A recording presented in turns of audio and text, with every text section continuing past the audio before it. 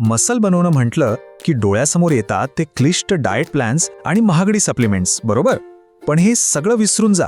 आज आपण डॉक्टर रवी यांच्या एका अत्यंत सोप्या पण तितक्याच प्रभावी योजनेबद्दल बोलणार आहोत.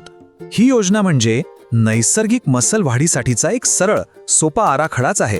तर मग नैसर्गिक मसल वाढीचं खरं रहस्य आहे तरी काय? हा प्रश्न आपल्यापैकी अनेकांना पडतो. पण याचं उत्तर इंटरनेटवरच्या माहितीच्या गोंधळात नाहीये, तर ते काही अगदी सोप्या तत्वांमध्ये दडलेलं आहे. आणि सगळ्यात चांगली गोष्ट काय आहे माहितीये? हे आपल्याला वाटतं ना त्यापेक्षा खूप खूप सोपं आहे. यासाठी कोणतीही जादूची गोळी किंवा महागडे सप्लिमेंट्स लागत नाहीत. फक्त काही मूलभूत गोष्टी आहेत ज्या आपल्याला सातत्याने पाळायच्या आहेत. चला तर मग बघूया हा आराखडा आहे तरी काय.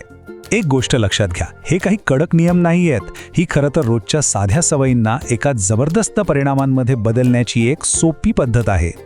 या आराखड्यातली पहिली आणि सगळ्यात महत्त्वाची गोष्ट म्हणजे प्रोटीन. या पायाशिवाय मसल बिल्डिंगची इमारत उभीच राहू शकत नाही, हे पक्क लक्षात ठेवा. असं समजा की आपलं शरीर एक बांधकाम साईट आहे आणि प्रोटीन म्हणजे त्या बांधकामासाठी लागणाऱ्या विटा. जसं विटांशिवाय भिंत उभी राहू शकत नाही, तसंच प्रोटीनशिवाय मसल्सची वाढ आणि दुरुस्ती होऊच शकत नाही. ठीक आहे, पण मग नक्की किती प्रोटीन घ्यायचं? डॉक्टर रवी एक खूप सोपा आकडा सांगतात. आपल्या शरीराच्या वजनाच्या प्रत्येक किलोग्रॅम मागे दररोज 1.5 ते 2 ग्रॅम प्रोटीन. बस, हा आकडा लक्षात ठेवा, कारण हाच आपल्या संपूर्ण योजनेचा मूळ आधार आहे. आणि हे प्रोटीन मिळवणं अजिबात अवघड नाहीये. आपल्या रोजच्या आहारात अंडी, चिकन, मासे, पनीर यांचा समावेश करा. आणि जर आपण शाकाहारी असाल तर डाळी, दूध, दही, सोयापासून बनवलेले पदार्थ हे तितकेच उत्तम पर्याय आहेत. ओके, तर प्रोटीनचा पाया पक्का झाला.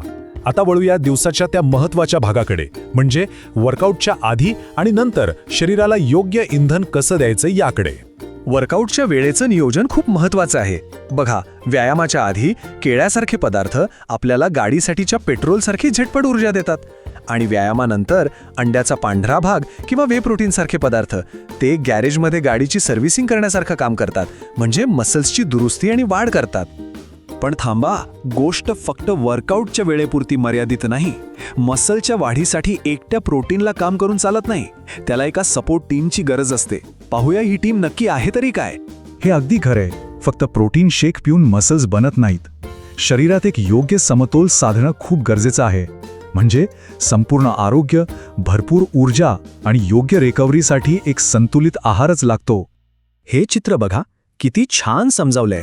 आपल्या ताटात प्रोटीन तर हवंच, पण त्यासोबतच ऊर्जेसाठी हेल्दी कार्ब्स, शरीराच्या बाकीच्या कामांसाठी जीवनसत्वे आणि खनिजे, आणि हार्मोन्सच्या संतुलनासाठी हेल्दी फॅट्स असणंही तितकंच महत्त्वाचं आहे. हे सगळे मिळून मसल वाढीसाठी एक परफेक्ट वातावरण तयार करतात. मग आपल्या ताटात नक्की काय असायला हवं? सोप्पं आहे. ऊर्जेसाठी पोळी, ब्राऊन राईस किंवा ओट्स, जीवनसत्वांसाठी भरपूर ताज्या भाज्या आणि फळं, आणि हेल्दी फॅट्ससाठी मूठभर नट्स किंवा बिया. हे सगळे पर्याय सोपे आणि सहज उपलब्ध होणारे आहेत.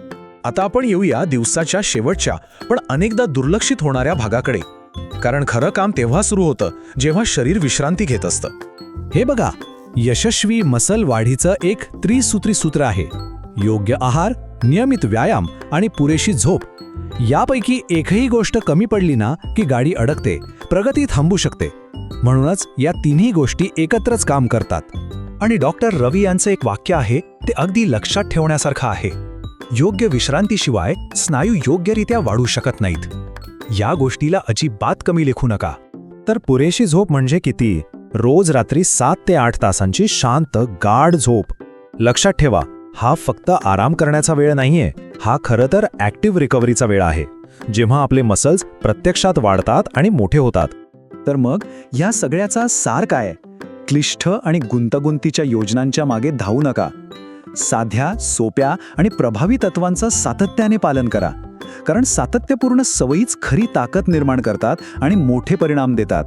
तर मग आता एकच प्रश्न उरतो, या संपूर्ण आराखड्यातला असा कोणता एक छोटासा बदल, असा कोणता एक बिल्डिंग ब्लॉक आहे जो आत्तापासूनच आपण आपल्या दिवसात सहज जोडू शकतो?